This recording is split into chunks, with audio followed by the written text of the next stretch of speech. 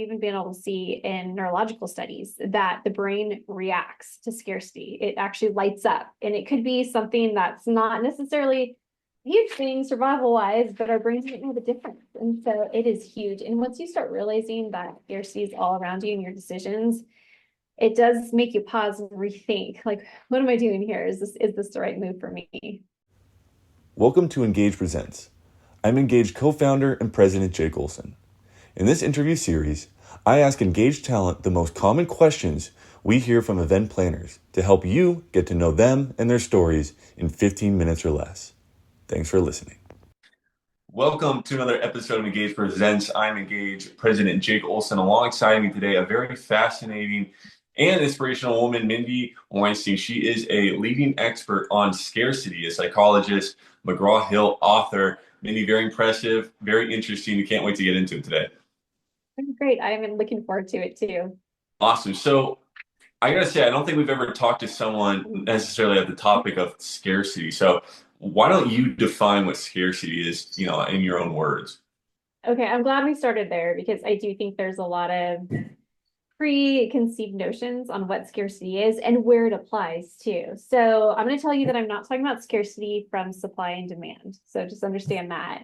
But scarcity is basically anything where there is some type of restriction. So it could be something that's limited, could be our time that's limited. It could be truly something that is a little bit harder for us to get, even our attention. And I think that's where too, a lot of people misunderstand how prevalent scarcity is in their lives. And it truly is fascinating. It's like unpeeling an onion as you get to learn more about scarcity. So this next question is probably loaded then, but like, how does scarcity shape our day-to-day lives and our decision making? Yeah. And if you don't mind, I'll step back just a little bit to tell you why I even was interested in this. And for Mhm. me, I have a PhD in general psychology. And so I've always been fascinated with what motivates us as humans. What is that thing that's driving us that's invisible that we're not realizing? And as I was doing my studies, I kept coming across scarcity over and over.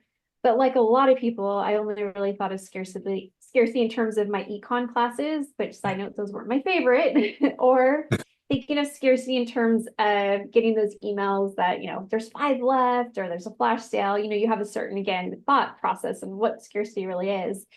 But the more I learned about scarcity, I realized that it is very, very prevalent in our daily lives because of the way that even our ancestors survived, where they had scarce resources, they had scarce water, food, shelter. I mean, that's what I'm talking about with resources. They were wired to recognize scarcity and put urgency and mental energy towards it. So fast forward to today, it could even be in a leadership setting where you have a lot of time pressure. And so you start making really quick decisions, not realizing that your brain is in that scarcity mindset, starting to make those quicker decisions because it's trying to take shortcuts. And it's very interesting because we've even been able to see in neurological studies that the brain reacts to scarcity. It actually lights up, and it could be something that's not necessarily huge thing survival wise, but our brains don't know the difference. And so it is huge. And once you start realizing that scarcity is all around you in your decisions, it does make you pause and rethink, like, what am I doing here? Is this the right move for me? Well, it's interesting you kind of mentioned that, leaders probably don't even realize they're in that mindset.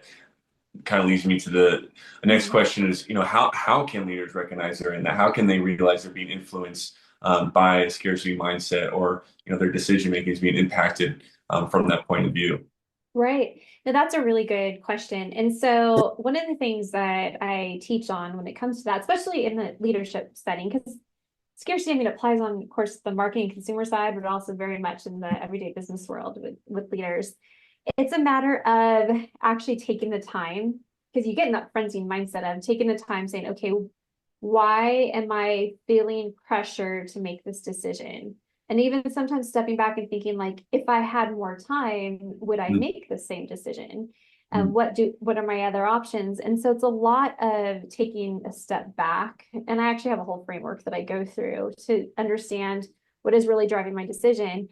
And what's interesting, well, it's all interesting. What's especially interesting is that it's not like scarcity, and especially when it drives certain decisions and behaviors, it's not always bad. I mean, sometimes you think about you're at a store, a grocery store, you don't know which item to buy, but there's one brand that's only has one left on the shelf. Well, your brain gets into that mental shortcut pattern because there's a lot of energy that goes out to trying to live day to day and all the choices and all the information we're getting. So you take a mental shortcut. So it's just a matter of when is it right to do that, to follow, even really just following the crowd versus when is it I need to take my time, and again, what is truly driving my actions and my behaviors and my decisions. You mentioned something real interesting there, that scarcity doesn't have to be a bad thing. When I, first kind of was researching scarcity, what you're talking about for me is a complete negative connotation at first, right? Okay, what, like how to avoid scarcity. But there is a way, and you kind of say an ethical way that organizations can use scarcity to drive growth. Can you just touch on that for a second? Yeah, absolutely. And so when it comes to a company and actually thinking about, like you said, growth or how do we use scarcity in a way that is ethical, and sidebar, it always needs to be authentic. We all see through fake scarcity, and it's not going to benefit. In the long run, it's going to hurt any company, any person that's trying to use it to manipulate. So I need to get that out there right away. So anyone who's still not sure, just know that. But I mean, really, every company has some form of scarcity, because if you remember how I defined it just a few minutes ago, scarcity is any type of restriction or unavailability. That could mean that you have a product or service or specific niche or even skill set that others don't have, other businesses. And so just highlighting that is a big thing. I've even taught in sales groups that because I always get well, I don't know though in my situation, even if it's you're in services and you're selling that, saying, well, this is what most people tend to purchase when it comes to a service package. There's so many things, and it's just highlighting it because we are wired for that. To me, it's not a matter of manipulation. It's just helping people understand what makes you different or your business, and just putting attention to that. Absolutely. Yeah, I'm thinking of one of my favorite bottles of bourbon Blanton's. They're scarce. They make their bottles scarce, and it definitely it makes it desirable, that's for sure, but it makes it hard to find. So I'm Yes. thinking that And right. I have that in my book. I'm pretty sure I know which one you're talking about. I have that as an example in my book.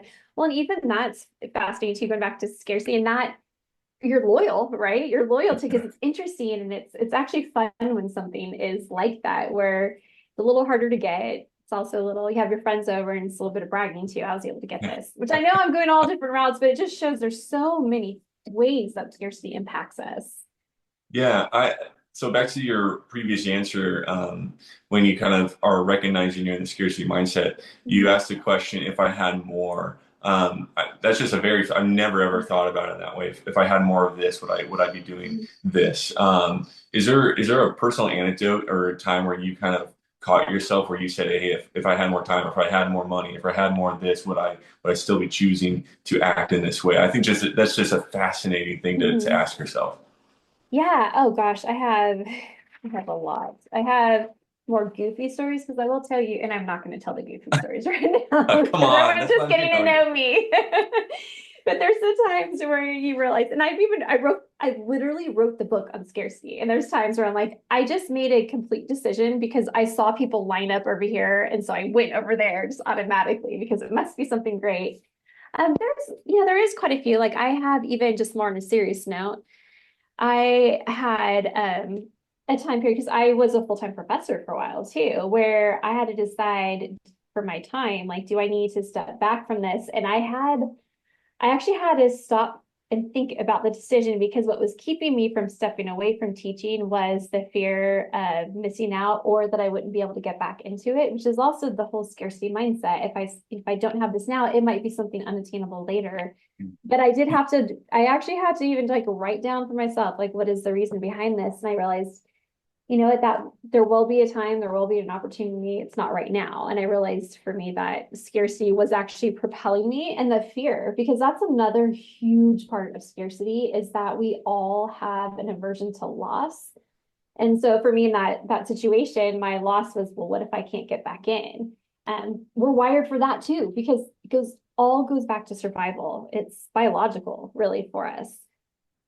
That's very interesting. Thanks for sharing that too. We'll get the other stories maybe offline. No. They're pretty good. Yeah, well, You have to, let me just say this. You have to book Mindy in order to get those. yeah. Yep. Um, see, you're making your story scarce. I see what you're doing, Mindy, Yes, okay? it's all comes around. Your psychologist is showing. No, all right. So if someone wanted to kind of start applying some of the ideas you brought up today, if they really want to kind of, put those into practice, what are just some simple ways they could do that, like right now? Okay. I'm actually gonna give two very powerful. You can just do them today and it's gonna make a difference for you. I'd say the first one, whether you operate a business, you're in management, your executive team, or you think about yourself in your role in business. So you can think of either one, but truly take the time today, spend 15 minutes and just jot down what makes your business different and choose at least one factor that's not anywhere else.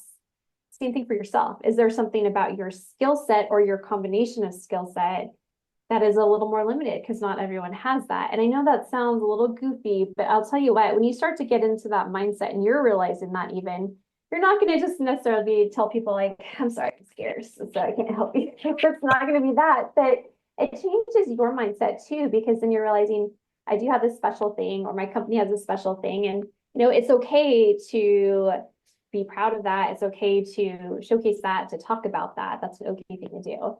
So that makes a difference, especially, yeah, if you're in any kind of sales management or even in a team role, I mean, doing that and then doing it for your company.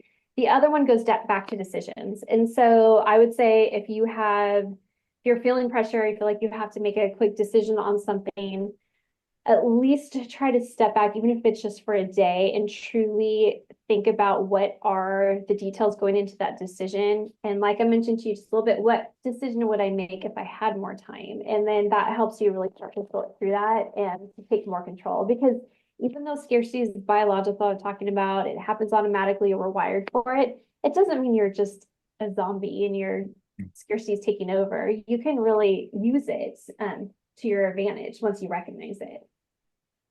Well, very fascinating, very intellectually stimulating, very entertaining. We appreciate the time, Mindy. If you want to check out Mindy more of her work, check out her book, check out, book her, of course, letsengage.com. You can do all that there. But Mindy, again, thank you for your time and your insight. It is, again, very, very fascinating. Thank you. It's a great topic. Yes. Well, stay tuned for more Engage Presents.